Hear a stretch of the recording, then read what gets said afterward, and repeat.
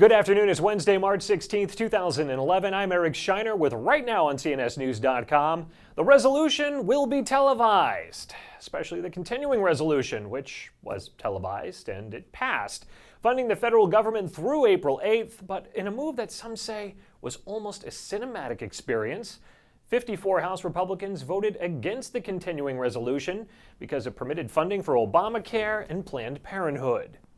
Before this battle is over, the world will know that few stood against many. I think it's time to take a stand for taxpayers and for future generations.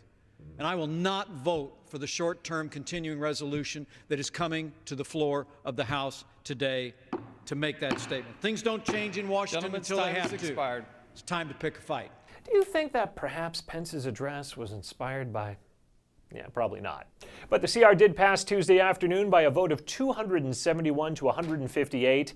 Dan Joseph and the CNSNews.com team have complete coverage. Speaking of a few against many, a Gallup poll released recently shows that 49% of Americans support opening the Arctic National Wildlife Refuge for oil exploration. Gallup also reported that 60% of Americans favor increasing offshore drilling for oil and gas. But Energy Secretary Stephen Chu and Interior Secretary Ken Salazar resist drilling in ANWR. I'm not going to talk about ANWR, but I think there's many areas in the Arctic that are potential exploration sites. We don't believe that you need to drill everywhere, and we don't believe that the baby drill program is the way that's going to get us to the energy independence that we need for America, or that will power our economy. And that's why the president has been so clear from day one, and we in the Department of Interior have been so clear that what we need to do is we need to have a robust energy program that includes a number of different sources of energy.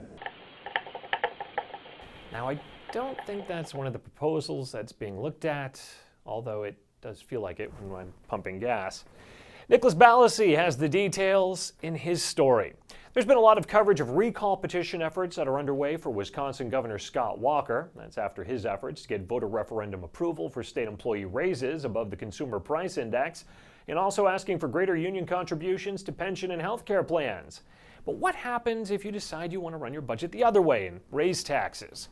In Florida, Mayor Carlos Alvarez was ousted in a recall by Miami-Dade voters who were angry over a property tax rate increase and salary raises for county employees. We bring you coverage.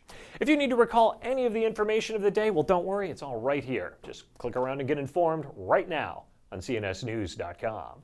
Before this battle is over, the world will know that few stood against many.